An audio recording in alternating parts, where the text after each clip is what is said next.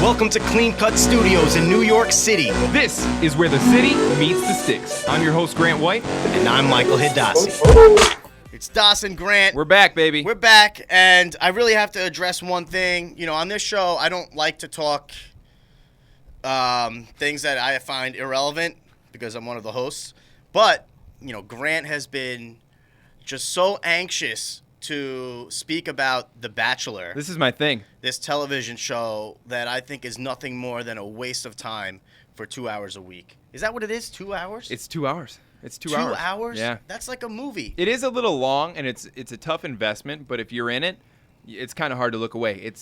It's weird because it's like, it's just hard not to watch. But the crazy part about it is, like, so I grew up, and this is a true story, grew up watching The Bachelor with my mom, right? And then kind of take it forward a little bit. I'm with Lauren. She likes the show, so I'm watching it with her.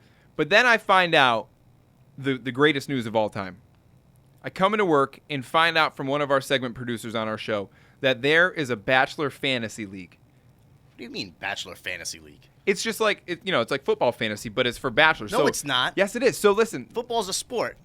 This is essentially a sport, but for women and guys that tune in. So I'm one of them. So I sign up, and then I get people involved. But what you do, you pick the 4 women that you think are going to make it to the finals, and then they have like trivia of what you think is going to happen on the next episode. So I'm loving this, right? So I'm like, who the heck else can we get involved? So like I get Lauren involved, right? I get Bobby. He's one of our producers on the show. Bobby's into this thing too. Bobby loves it. Bobby loves it. So I get him involved, and so we got a pretty good following. A couple of my other friends, Al, Bree, they're all in.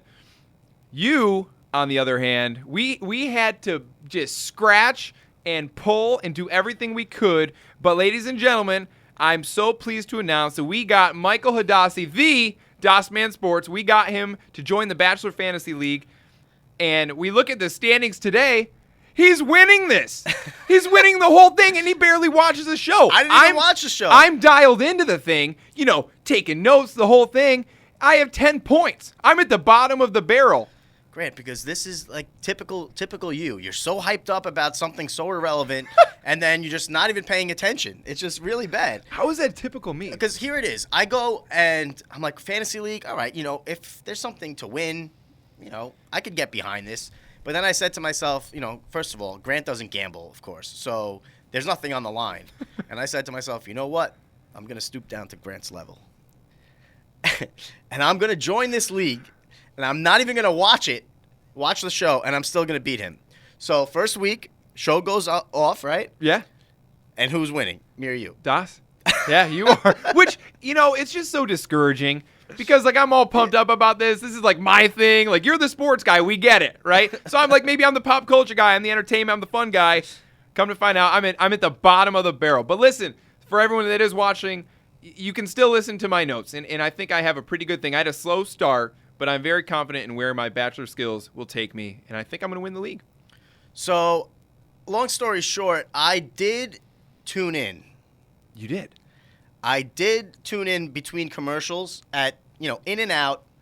I probably gave it a total of, 2 segments, maybe 15 minutes, 20 minutes. It's not bad.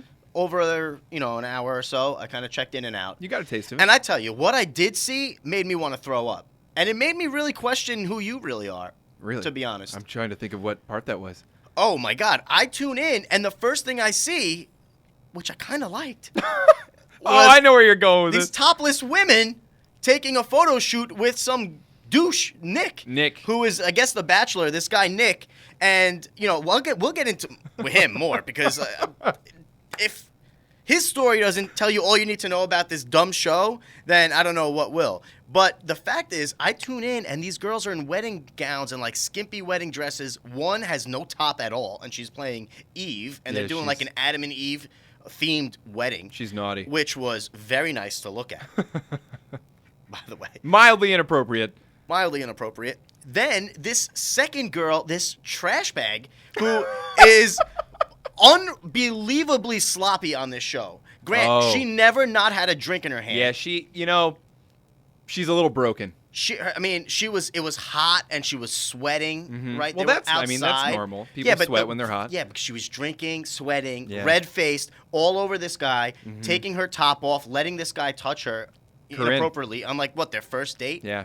Yeah. So, that's one of those things that her parents probably are watching the show not too proud of their little baby girl. But that's what I'm saying. How could you like this show? Grant, you're so pure, and you're such a nice guy, and you watch the show with your mother, for crying out loud. Those scenes do get a little awkward when you watch it with Ma, so I try to maybe go in the other room if that comes on. Oh, my goodness. But, the weird thing is like, I try to see past the, the deceitfulness and the corruption of it. And, like, I love the places they go. They travel to some really cool places. Okay, which, I could watch I'm in Discovery it for that. Channel for that. I could, but the quality is a little different. And for a fact, and I hate to burst everyone's bubble, 90% of it's not real at all. We know that there's people behind the scenes that are just they're trying to get the story, which kind of brings me to the part that this chick, I love this girl, and I don't know if you know where I'm going. The dolphin girl. What's her name? What's the dolphin's girl? Bobby? Alexis from Secaucus. We're going to hook Alexis up with Bobby, by the way. We love Alexis. I got to tell you, I was laughing so hard. The first episode, when she hopped into the pool, and she was dressed as a shark, but she was claiming that she was a dolphin because she's an aspiring dolphin trainer, right? So she, like, in the middle of everything, she's, putting shots down, doing the whole thing, hops in the pool, and she's going, oh, man. She's making dolphin noises. So then it summons the guy Nick to come over. She's tricky like that, and she stayed. She stayed in the next episode.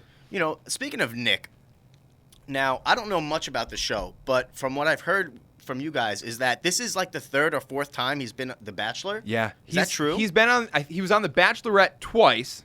Then he was on Bachelor in Paradise, which is basically just a romper room for young singles. It's like, walking into Señor Frogs for like 2 months straight. Okay. And then now he's The Bachelor. He's like, they're trying to give him a second chance, or like a fourth chance. Everyone believes in love. They think this is it.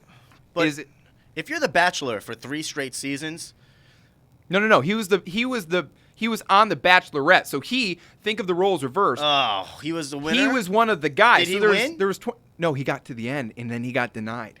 Okay. He went to propose to this girl, Andy, and he got denied.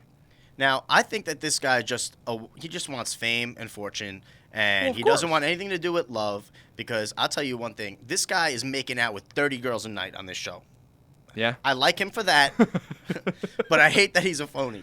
Yeah. So, he should just, man up and say, listen, I'm in this to make out with as many girls as possible, and if I find love, great. Right. Instead of, I'm here looking for love, and I'm going to make out with all of you, too. If he was looking for love. I'm just testing you guys out. Yeah. Well, because that's kind of what it seems like with the whole Corinne deal. He's into that. She's crazy. And he's like, okay, I'm kind of into that. You got to go for the nice ones. You got to go for the ones that, like, I ended up. So I had Danielle M. I'm looking at my Fantasy Bachelor League right now for the Final Four. I got Danielle M., neonatal nurse, early favorite. Danielle L., who's just sweet. We've got Vanessa, the special ed teacher, and then Raven, our girl from Arkansas. We love her. She's like, hey, y'all. What do you what's love good? About her? Oh, okay. I don't know if she says what's good. That might have been Probably not. But she's like, hi, baby. Like sweet tea and lemonade and all that good stuff. Oh, my goodness. I still don't get it. The level of disgust that I have when I watch this show and then think about you watching it makes me question, what kind of guy you really are. And I think that you're being maybe corrupted a little bit by this show. Yeah, this is, it's definitely not a show that if I, like, walked in on my kids watching, I'd be, like, happy they were watching. I know the show. I like Chris Harrison as a host. Like, I'm kind of into, like, who? I'm just into the production of the show versus, like, the sloppy girls. Because when it gets down towards the end, the end or the beginning is always crazy, right? But then as it gets toward the end, it starts to get a little less crazy. And then it's more about, like, hey, I'm actually looking for love. That's when we see it. I've seen this story before, whether it was a Real World or Road Rules or, all those things. See, that one is, there's no one's looking for love there. That's just craziness.